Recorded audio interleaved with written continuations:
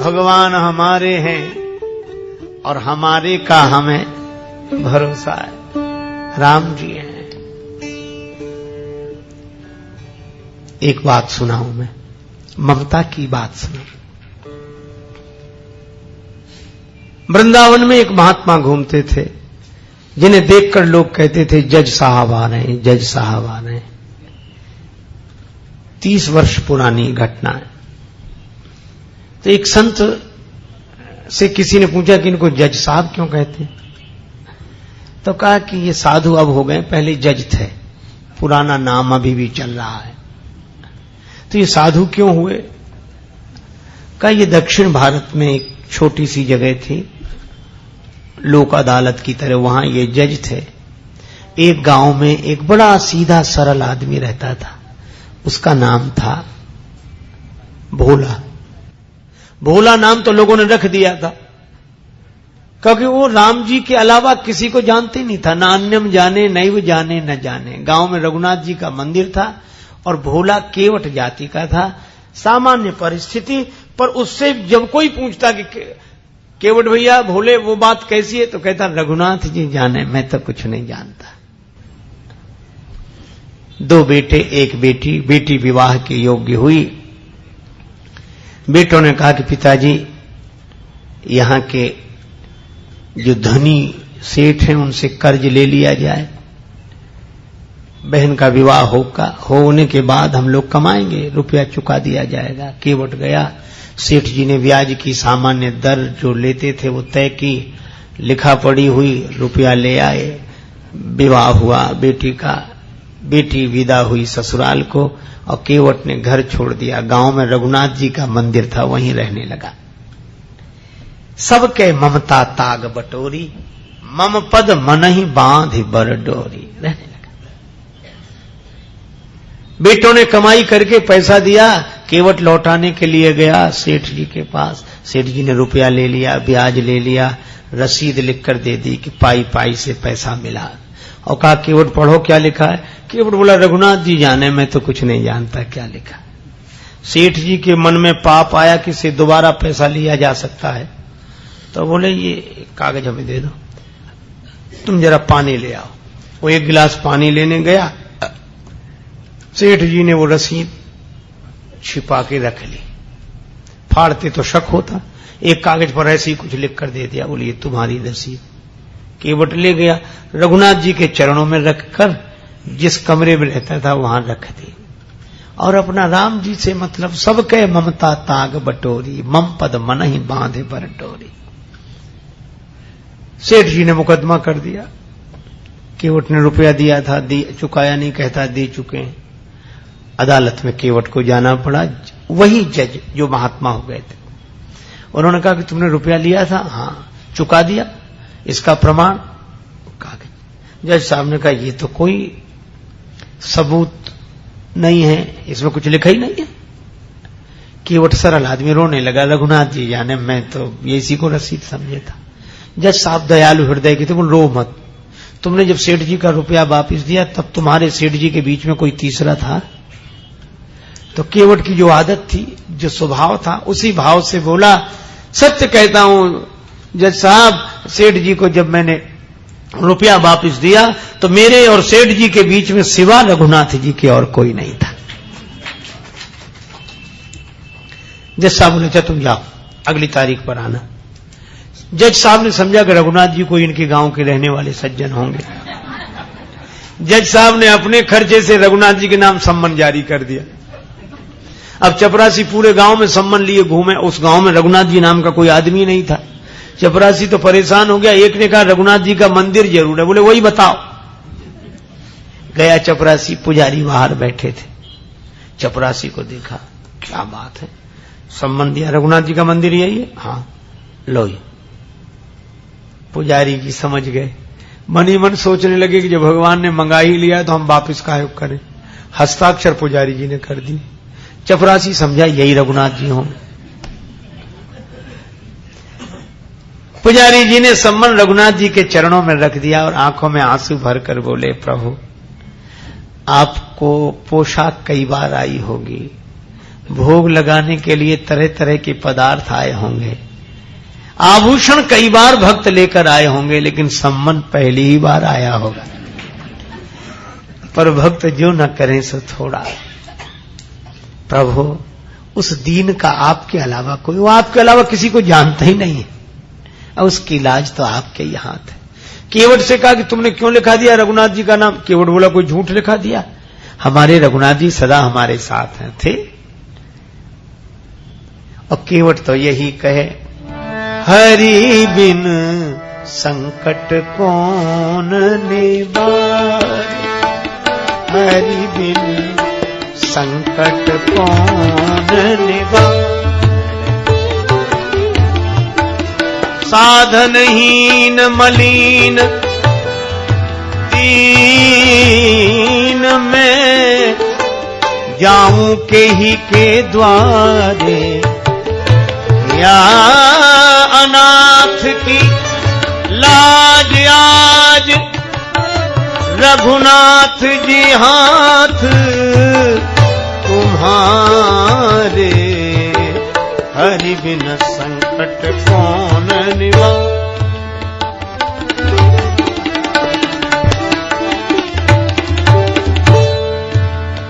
दीन दयालु सुने जब ते, तब ते मन में कछु ऐसी बसी है, फेरूं कहां और जाऊं कहां, बस तेरे ही नाम की फेंट कसी है।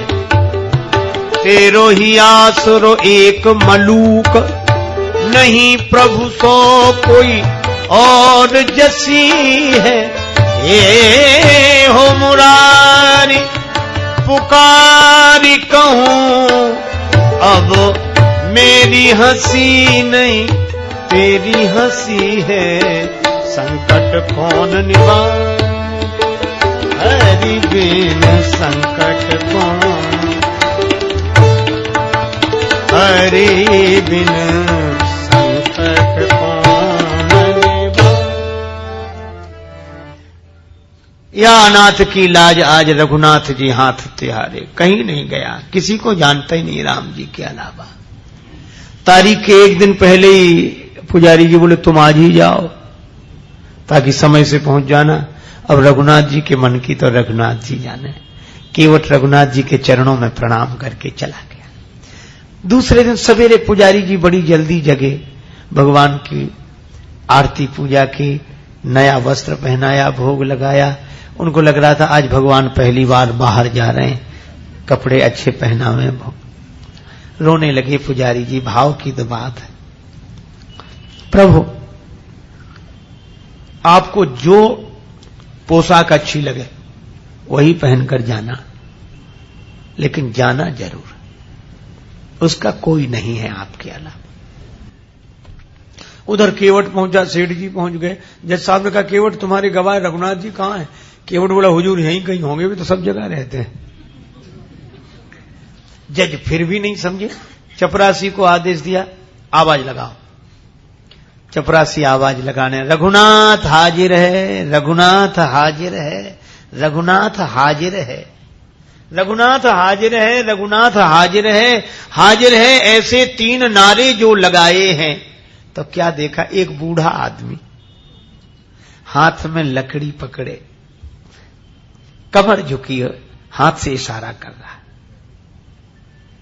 हाजिर है ऐसे 3 नारे जो लगाए हैं, चाल लटपटी सी एक वृद्ध की झुकी सी देह, दुपटी फटी सी शीस बांधे धर धाये हैं, हाथ माहे छड़ी पड़ी तुलसी की हिये माल, माथे पर रोरी चारु चंदन चढ़ाए हैं, साहब के सामने विनीत चपरासी साथ, आज रघुनाथ जी गवाह बने आए। भगवान गवाह बनकर आ गए। जज साहब ने देखा, गज सेठ जी चौंके कि ये कौन है? जज साहब ने कहा कि आप थे वहां।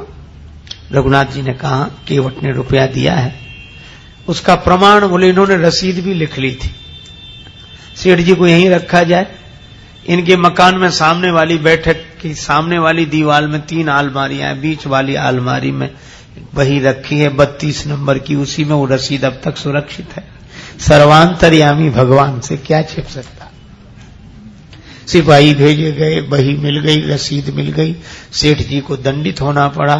केवट भाई इज्जत भरी हुआ, रघुनाथ जी तो गायब हो गए। पहले काम तो हो ही गया था। अब जज साहब ने सोचा कि इतने दिन हो गए फैसला सुनाते, पर ऐसा गवाह आज तक नहीं मिला। तो केवट से अकेले में पूछने लगे, केवट ये रघुनाथ जी कहां रहते हैं? केवट बोला, हुजूर जहां हम रहते हैं।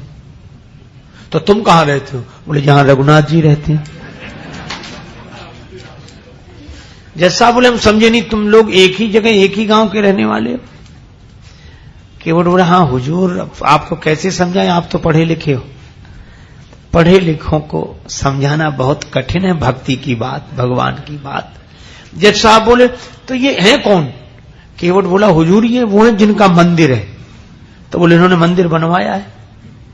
देखने से तो नहीं लग रहे थे कि ये कोई इतने बड़े संपन्न आदमी होंगे जिन्होंने मंदिर बनवाया। पुजारी भी नहीं लग रहे थे, पता नहीं। केवट बोला, हुजूर ये वही हैं जो मंदिर में बैठे हुए हैं। अब तो जज साहब ने चपरासी को बुलाया। चपरासी कांपने लगा, हुजूर ये वो आदमी नहीं था जिसने हस्ताक्षर किए थे। अब जब गांव में पता लगाया तो जज साहब भाव विह्वल हो गए, अपने कमरे पर आए, बंगले पर रोने लगे। लोगों ने कहा, रोने का कारण क्या? जज साहब रोते हुए बोले, शिव सारद नारद शेष गणेशहु के नहीं ध्यान में आते रहे, सोई आज विनीत अदालत में केवटा के गवाह कहाते रहे। अरे तो इसमें रोने की क्या बात है? खुश होना चाहिए कि दर्शन हो गया। और चले गए तो वे तो जाते ही। जज साहब बोले, सुख धोखे दर्श दिए को भयो,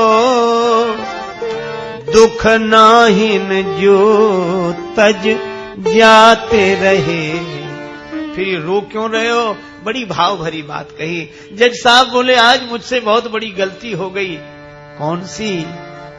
कुर्सी पे बना जज बैठा रहा, जगदीश खड़े समझाते रहे। कुर्सी पर जज बना बैठा रहा और जिनकी अदालत में सबको उपस्थित होना पड़ता, वे भगवान खड़े खड़े गवाही देते रहे। ऐसा वैराग्य हुआ। उसी दिन पद से इस्तीफा दे दिया, वृंदावन आ गए, साधु जीवन बिताया। अक्सर खड़े रहते थे, कहते थे भगवान खड़े रहे, मैं बैठा रहा था, तो खड़े ही रहना अच्छा है। मंदिर में जाते तो अंदर नहीं जाते, बाहर से ही दरवाजे की धूल सिर पर चढ़ा लेते। कोई कहता कि अंदर क्यों नहीं जाते? तो कहते कि मैं उन्हें मुझे दिखाने लायक नहीं हूं, मुझसे जो अपराध हुआ। यह भाव केवट के कारण भगवान गवाह बने। क्या था केवट में? सबके ममता ताग बटोरी, मम पद मन ही बांध बर डोरी, अस सज्जन मम उर बस कैसे, लोभी हृदय बसे धन जैसे। ये सज्जन की दूसरी परिभाषा है।